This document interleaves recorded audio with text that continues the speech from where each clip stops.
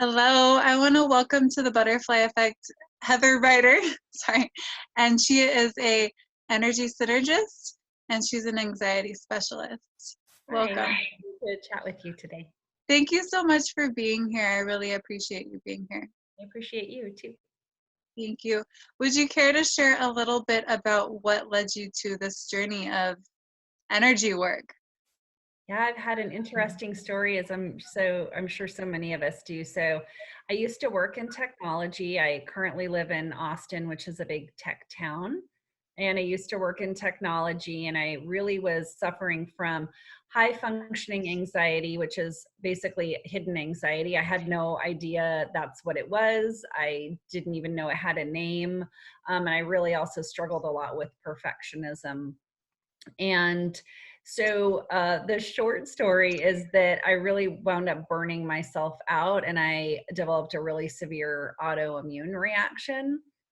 And I knew that I wanted to take a holistic approach to healing myself. I kind of had given up on Western medicine at that point. And along that journey, somebody told me I should have a Reiki session. I didn't know what Reiki was. It sounded to me like some sort of massage, like ashiatsu. So I was like, Yeah. I don't know what that is.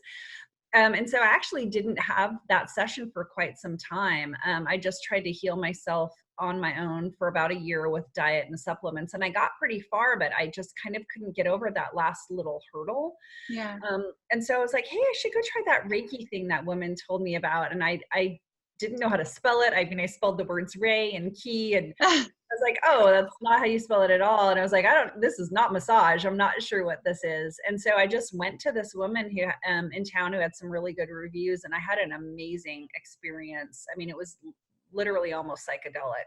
Yeah. And I just was like, well, whatever that is, I'm doing more of that. That was really amazing. And so I just really quickly knew that I wanted to pursue more of that. I became a Reiki master really pretty quickly within about 4 months. I just took all of the classes and did some other work, intuitive workshops and different things over the years that were just really all for me. It was just all about my healing journey. And as I went through this process, what was really unexpected was I got a lot of emotional healing that I didn't know I needed, and all of that anxiety and perfectionism really melted away. Uh-huh. And so it's just been such an amazing experience, because then I ultimately did leave my corporate job so I could do the work that I do and help others in the way that I was helped through my own healing journey. Yeah.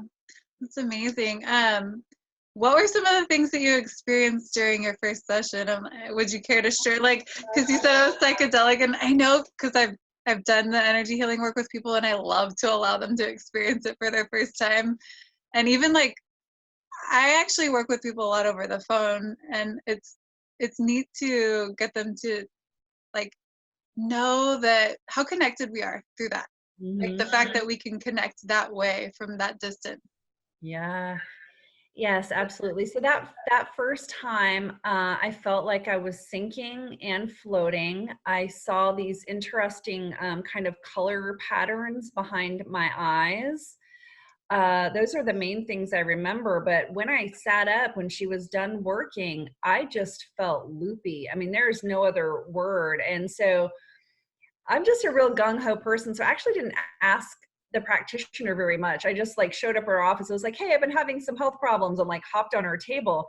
It was after I sat up. I just remember I looked at her and I go, who are you? What was that? And she started talking to me, and I couldn't really concentrate on anything that she was saying. I was really out of it. And I remember thinking, oh my gosh, I can't even concentrate. And I felt like I was going to like laugh the entire time. And so I was like, Yeah. just like keep it together. And so I went out to my car, and I did finally laugh. I sat in my car and laughed hysterically until I was like crying for probably about 4 minutes. I just was like, and then I went home and took a nap, Yeah. crashed out for a while. It was amazing. Yeah. That's so funny. What like that's so funny that you were laughing that kind of do you think it was because you released blockages or Yeah, I think I released a lot of things that day. I mean, so first of all, I do want to tell people, like, after just 2 sessions with her, the remaining physical things that I had going on were totally gone. And so it was when I went back to see her the second time, I was like, hey, by the way, I went out to my car and was laughing, uncontrollably. And she's like, yeah, it sounds like you really needed to release something. So Yeah. it was just a lot of, stuck and stagnant energy and some old traumas that were just starting to bubble up. And it also, I guess, kind of makes sense for me because I'm sort of sometimes an inappropriate laugher. I've Yeah. realized now it's like when I giggle a lot of the time, it's because I'm releasing energy that way. Yeah. Yeah. Yeah. I've actually had that experience myself where it was like laughing in like awkward moments. Mm-hmm. Um, what are some of the other things? I think you shared with me you work with Akashic Records as well. I have taken an Akashic Records class, and I don't formally do readings for people. I just have been kind of attuned to the Akashic Record keeper. So I'm attuned to a number of modalities other than Reiki. So I just have a lot of, spiritual helpers on my side. So a lot of intuitive information comes through for my clients, and I know some of that is through the Akashic Records. Yeah. So, I mean, I haven't really actually dug into it that much. How, in what ways has that supported you? Like having that.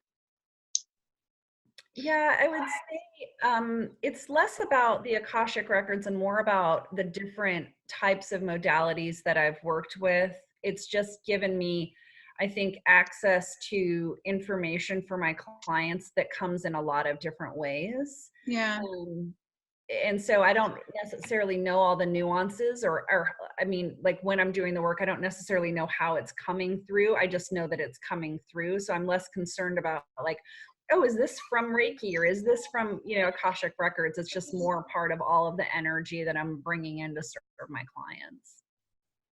Yeah. Um, you shared a little bit about how this has shifted your life, I think, with your kids. Yeah, so when I was really struggling with high functioning anxiety, I mean, to give you more of like a daily picture of my life, I mean, my brain was constantly going. If I was at work, I was thinking about what I needed to do at home. If I was at home, I was thinking about what I needed to do at work. And oftentimes when I was at work, I just felt like, oh my God, I'm so stressed out all the time, and it would feel I would have so much anxiety oftentimes in my chest, like my chest would feel constricted and I would have a really hard time breathing. And what would happen is, like, after a day of work, I'd come home and I would really want to be spending time with my daughters, especially because I'm divorced, and back then, I shared custody, so they weren't always with me. Yeah. So my time with them was really precious, but what I found myself doing a lot of the time was screaming at them. And I don't mean just yelling, which would have been bad enough. I mean all out screaming. Yeah. And they were little, and so they would cry, and I would just feel incredibly remorseful for what I had done. And then I really vowed to myself, like, oh my God, I can't believe I did that. It was terrible. I'm never going to do that again. But then I would find myself doing it again. It was like Yeah. this, loop that I was caught in and I didn't know how to get out of. And so that's why I kind of, was saying the emotional healing that came through the energy work, that's what melted away, was like this constant anxiety, this constant, like, hamster wheel in my head. And then my relationships with my daughters just became so much easier because I didn't feel like I was in a pressure cooker all the time. Yeah. Yeah. Yeah. Well, thank you so much for sharing that because there's so many people out there that are going through the same thing. And I'm sure that, they've gone through the same feelings as you and like not feeling good about it. And they could use a solution. And this has supported you in kind of understanding yourself a lot for like what you were going through. Absolutely. And our gift is really in our mess. So I'm happy to share because it's something people don't talk about or really admit, right? But when people are honest about what they have gone through or what they're going through, that's when we all can realize, like, oh, other people, it's like behind closed doors or in somebody's mind, you have no idea what is going on. But surface level things look fine, but underneath is where people are really grappling with a lot of things, and they're not alone. Yeah. Would you share a little bit? I mean, I know like our lives are really shaped a lot when we're younger. Would you share a little bit about when you were younger and how that might have shaped your life and, Oh played yeah, out as then the definitely. anxiety and stuff? Yeah, so my mom is a real perfectionist, and when I was little, she used to tell me this. You've probably heard this phrase, "Do it right or don't do it at all." And I used to hear that a lot. And so I did try to do it right or not do it at all. Yeah. And so it- yeah, the relationship with her, I mean, my mom and I have a great relationship. So it's not like I'm trying to badmouth her, but that is, Yeah. she's really prone to perfectionism Mhm. herself. So I grew up in a really, really clean house, for example, and everything that she did, she approached that way. Like it had to be perfect. Yeah. And so I emulated that. It's like, I'm the girl who always did her homework. And then it just, everything had to be perfect. I would spend inordinate amounts of time trying to make sure it was perfect, which there is no perfect, but it was like whatever was in my head about what that idea was. Yeah. It's like if I was at work, I wouldn't send an email unless I reread it 3 or 4 times. I Yeah. never would just type something and just hit send. No way. I'd have to like look it over and over and over and wordsmith it. Yeah.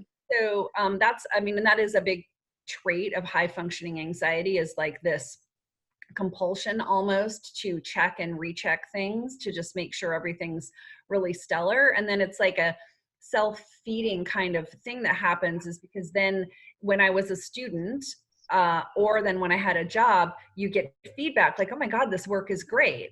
Well, Yeah. yeah, it was great because I spent insane amount of time on it, but then that just makes you think, oh, that's what you have to do to have it be this level. And then you're just expending way too much energy. I mean, literally sometimes physical energy, but emotional energy all the time on everything Yep. to have it do that.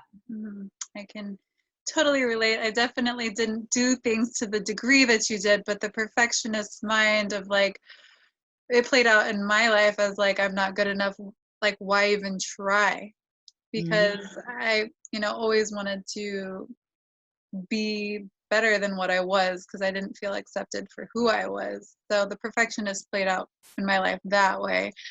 How would you say, like, self-love played a role in your life, and what kind of things do you do to support yourself and working with that self-love and knowing that it's just challenging for a lot of people, myself included. Like, self-love has been a struggle for me.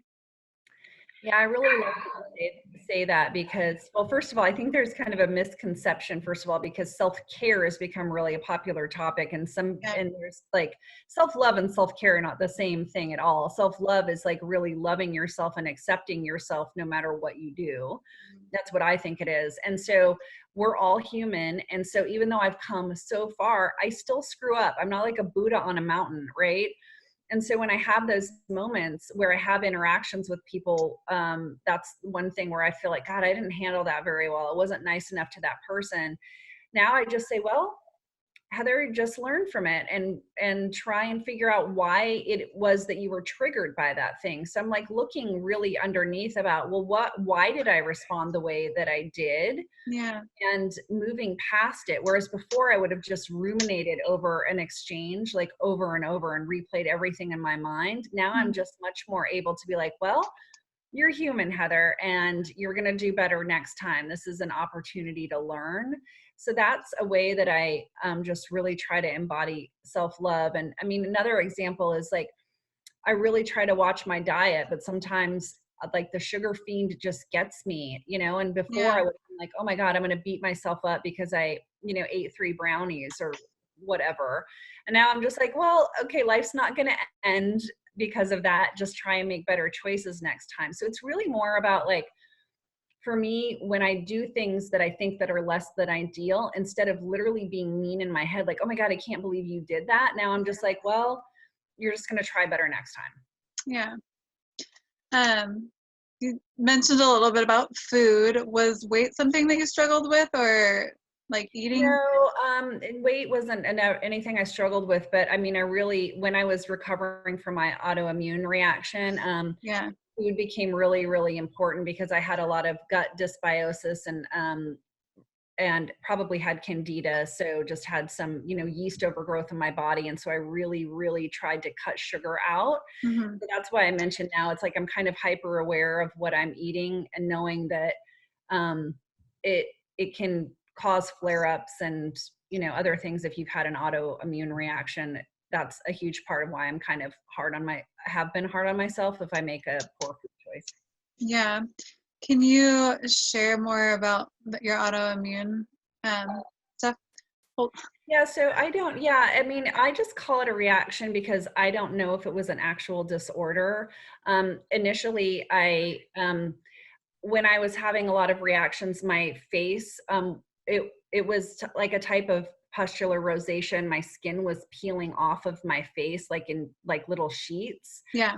And so I went to a dermatologist and he just wanted to put me on antibiotics. And then I went to another doctor and he just wanted to put me on antibiotics. And I did ask a doctor for some tests because I knew that I had yeast overgrowth in my stomach and they just were really not willing to listen to me. And so I really was like, I'm doing this on my own. I'm not going to any more doctors. They're not listening to me. And at that time, I didn't really know about functional medicine or, like more holistic doctors. I could have found someone, especially in Austin, there's a big community of those type of, alternative medicine doctors, but I just Yeah. didn't know about them then. So Mhm. I don't know exactly what it was that I had. I can just tell you my face. I looked awful. My face was cracking and bleeding. I had massive inflammation. And like I said, the yeast overgrowth. So my joints hurt a lot. That was one of the things that was going on. Yeah. Well, thank you for sharing that again, because there are so many people out there that don't know, like they don't know the capabilities we have as humans to heal.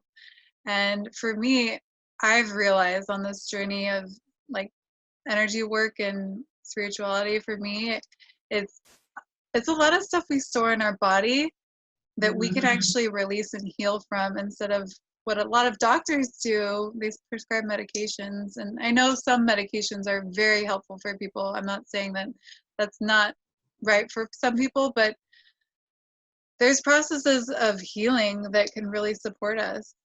Yeah, absolutely. Absolutely. Is there anything that, any like moments on your journey where you've had like big shifts in your life that you feel like could be important for people to hear?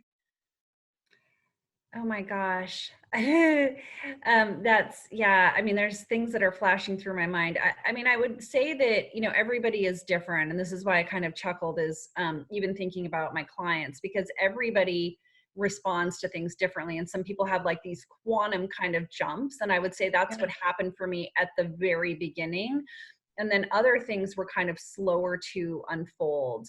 And I think that my guides and my angels that were working with me at the very beginning really needed to like kapow me with an amazing experience so I would pay attention. Yeah. And so it was that initial session that was so amazing, and how I became a Reiki master soon after that, which really opened up my intuition. And I had a lot of really unusual experiences that were happening Yeah. at the very beginning where I was like, whoa, I don't know what's going on. And so I thought it was a lot of fun, but it Yeah. still was like, wow, things have departed from normal.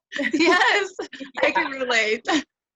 It's pretty like, else. whoa, this is a whole different world than what I knew, right? Yep, that's for And sure. I felt like I'm like, I didn't even know what my life was before, like compared to now. I mean, it's just, I get to see the world for what it really is what I feel like.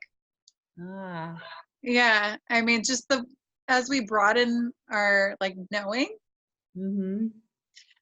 You shared a little bit with me about clear cognizance. I don't know if you want to share a little bit on that, because Yeah, so I mean, a lot of people will ask me like, "Oh gosh, I really want to be more intuitive, but I don't know how."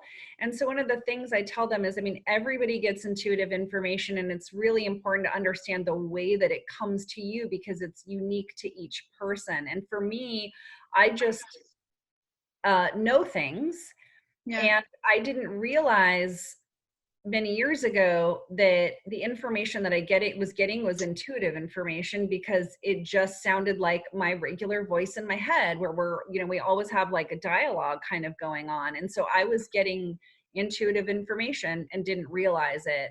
Yeah. And for most people, it's often pretty subtle. And so it's one of those things where it's like, if you know something and then you kind of don't act on it or don't listen, and then after the fact, you're like, oh my God, I knew that. Why didn't I listen to myself?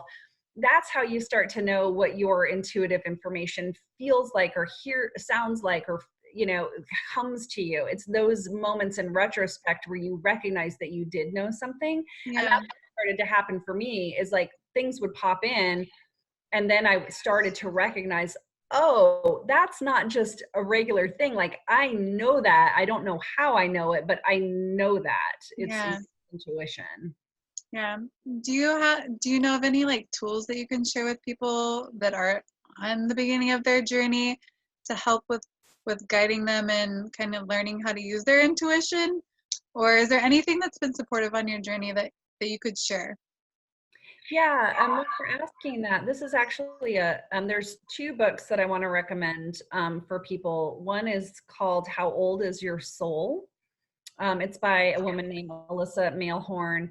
And most likely the people who are watching this series are probably old souls, or they wouldn't be interested in it. And so there's a lot of, traits and characteristics that are true for old souls. And sometimes old souls feel really isolated because they just don't feel like they fit in. They don't understand why things are happening to them and seemingly not happening to other people, or they just, they feel out of sorts. So that book is really helpful to a lot of people.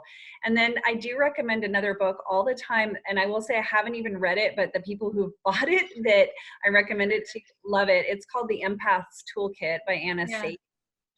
I'm not an empath, but I have a lot of clients that come to me who are, and since I'm not empathic, I'm not one to really be able to tell them personally what they can do to help kind of buffer or use that more as a tool. So I recommend that book to a lot of people, and a number of people have bought it and said it was like really useful for them. Yeah, I think I've heard some people mention that book before too. I am highly empathic, so I'm like, definitely draw a lot of people like me into my life. Mm-hmm. And that's amazing that you get to work with empathic people as well.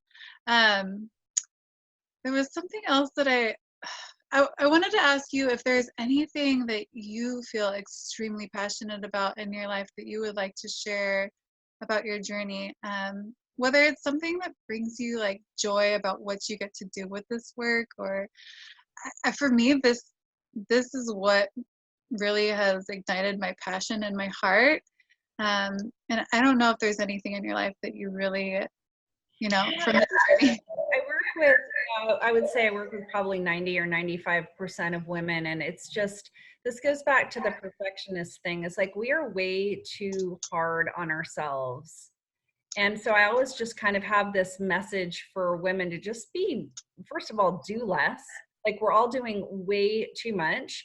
And women, especially if they're married and have kids, tend to be the ones who do more. And so I'm always trying to tell them, how can you do less? What can you take out of your life to simplify your life? And also, how can you recognize the perfectionism that creeps in?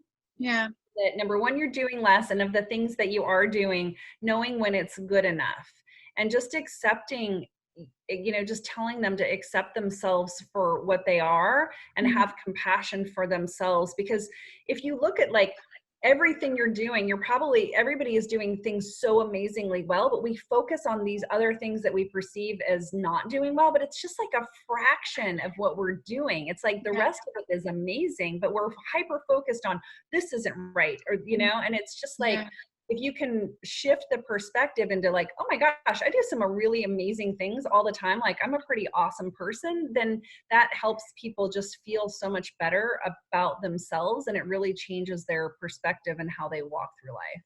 Yeah. I mean, that touches on gratitude a little bit. Have you incorporated anything to do with gratitude into your life or your routines? Yeah, I keep a gratitude journal. I write in it every night before I go to bed. I've been doing that for years. And that's really important because I don't write the same things repeatedly. It's like, have like a unspoken rule. I'm not allowed to repeat myself very often. So that just really shifts my perspective into really looking for the things that are going right. And Yeah. there's a lot of things that are. So Yeah. One saying I picked up from being in like the Tony Robbins community, where focus goes, energy flows. And that was before I even went on this energy healing journey. But I mean, really, if you're focusing on gratitude and what you're grateful for, you're ultimately you're going to be a little bit more happy rather than you focusing on something that's negative. And that plays into like vibrations and stuff, you know.